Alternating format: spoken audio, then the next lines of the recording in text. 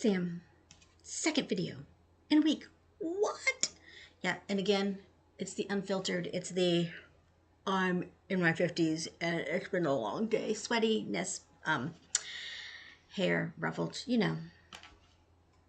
life as a bookseller. And this is Monday. I'm going to talk today. Didn't need all that crap. But anyways, I'm going to talk today about cozy sci-fi because I love cozy.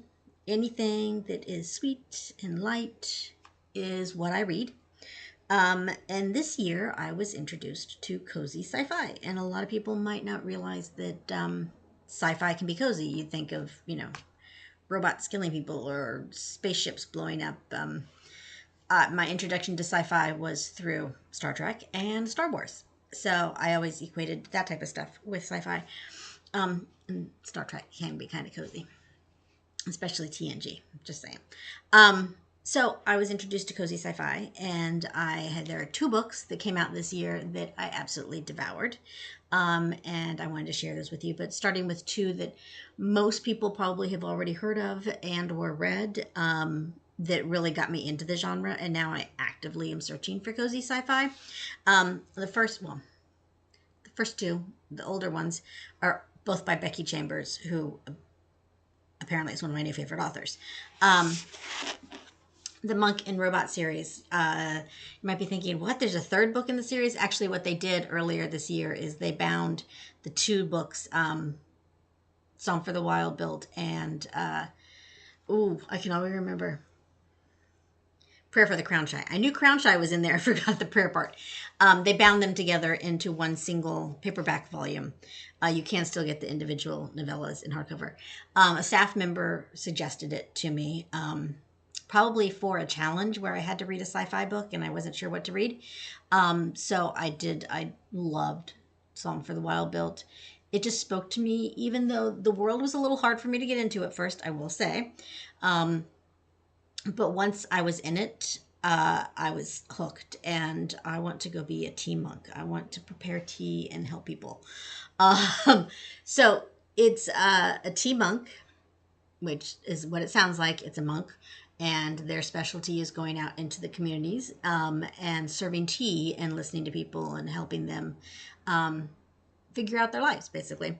So this tea monk is traveling and decides to go up to a mountain that no one goes to, and discovers a robot, a sentient robot, years after robots and humans have been separated.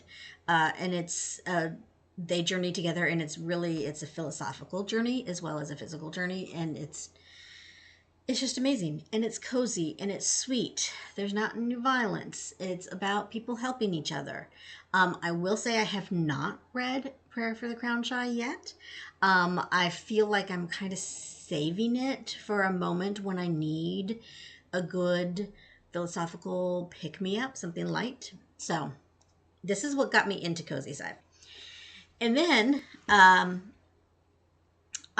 am the staff person on one of the 2 staff people working our sci-fi and fantasy book clubs, and I manage the sci-fi side as far as I'm the person who opens the door for the people coming in for the sci-fi. We have a customer that actually runs the group, and one of the first books this year was A Long Way to a Small Angry Planet, and they convinced me to read it and be a part of the book club for that one, me not being a sci-fi or fantasy reader. I freaking loved it. I wanted to live on this spaceship with these people. It really, the entire book is this journey that this crew takes physically, mentally, emotionally, to a planet to do some work for the society, the system that they work for. They make several stops along the way. You get to see them interact with each other and their friends. I mean, it could be written taking place 200 years ago on a boat or an airplane. I mean, it doesn't have to necessarily be in space. So the story itself is just really the characters and found family. It's entirely about found family, especially the lead character who has a secret and is escaping something. It's eventually figured out. and the way that she's embraced by the crew is fantastic. There are more in the series. Again, I haven't read them yet. I think I'm kind of waiting for that moment where I feel like I can dive into it. I've been told you don't have to read them necessarily in order.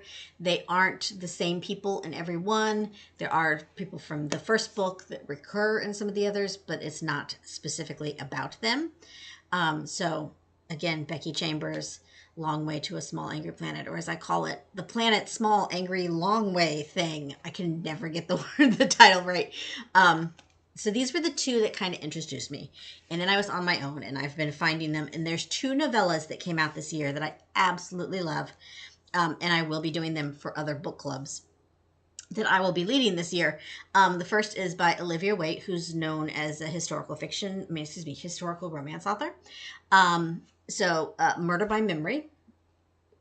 It takes place on a huge spaceship, like nation-size spaceship, where your memories are downloaded when your body quits, and then you can reload them into your same recreated body. So these people are like on their 30th or 40th life. And this is a woman wakes up in a different body.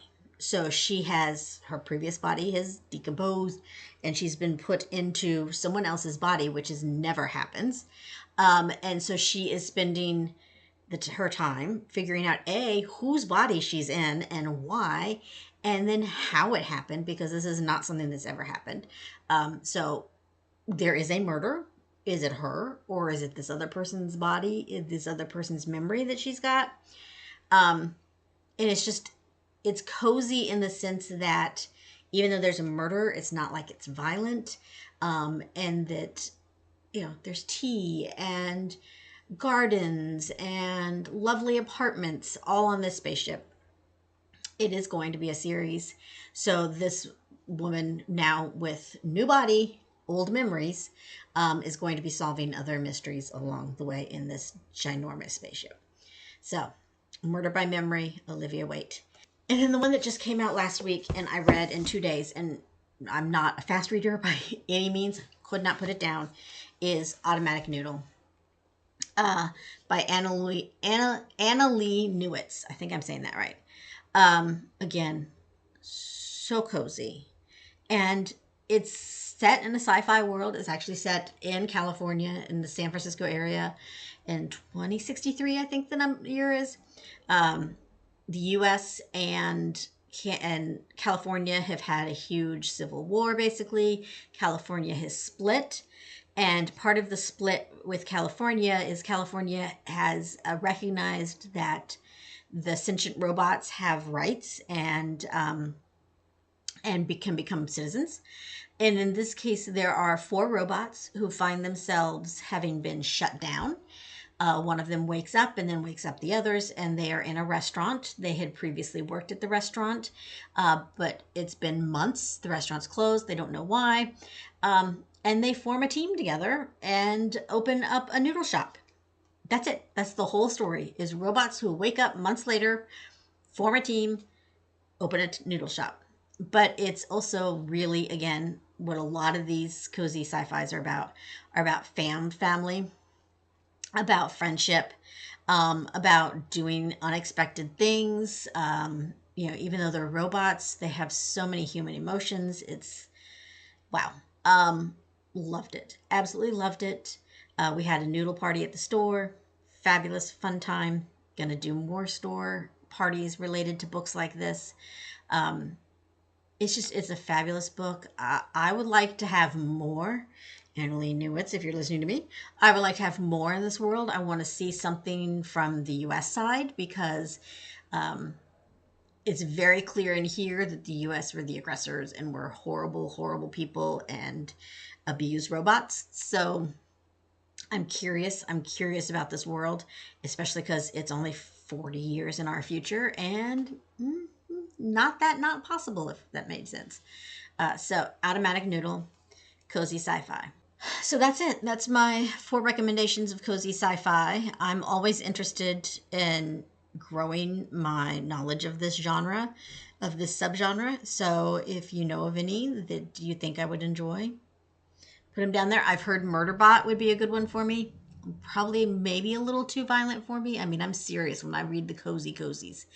But new to me genre, excited to explore it more. I'll toss one in between all my romances and nonfiction that I read. So that's it.